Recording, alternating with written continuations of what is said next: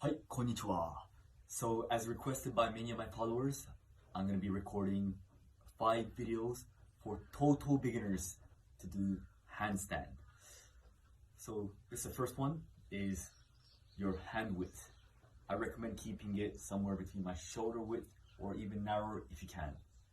Secondly, shoulder angle.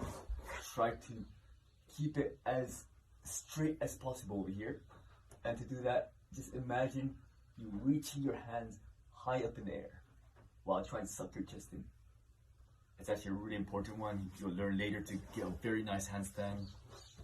And thirdly, where to look.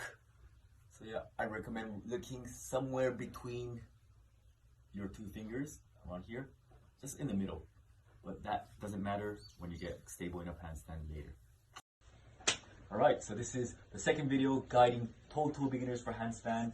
So my last video I explained hand width, shoulder angle, and where to look. But yeah, the most important is the shoulder width. So the first exercise you can do, like stretching, is just like this. Just try to put your chest on the ground. You can either look down or you can look forward, either way.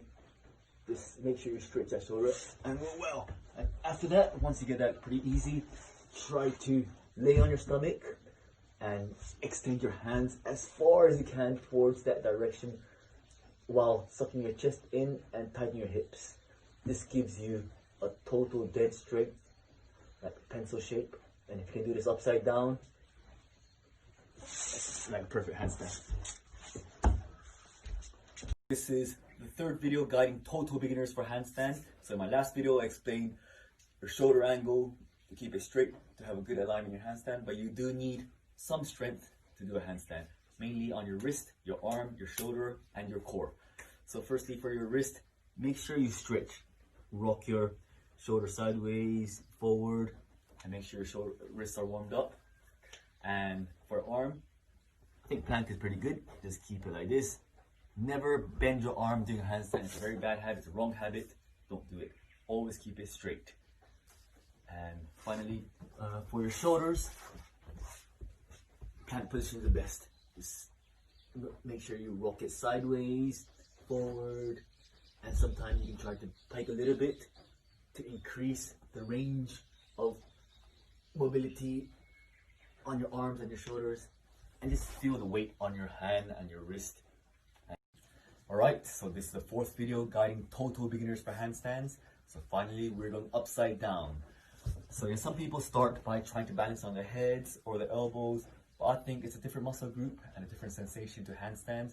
So personally, my favorite is to use a wall. It doesn't have to be a wall, of course, it can be a bookshelf.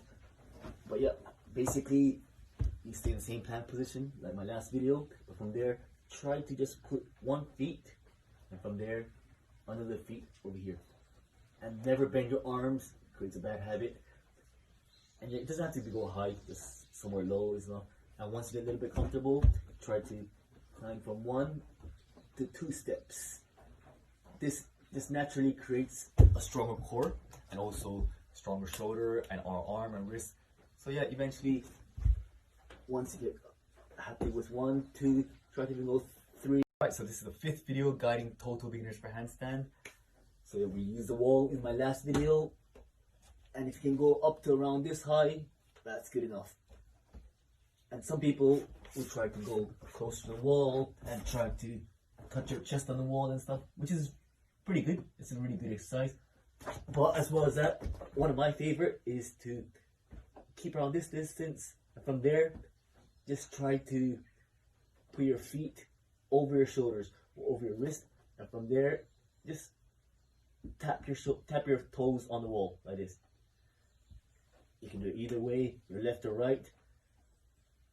And after that, eventually you'll be able to try to kind of find a balance like this. But yeah, if some people are of course scared of falling forward, in that case, you try to create a little bit more distance. Slowly try to put your hands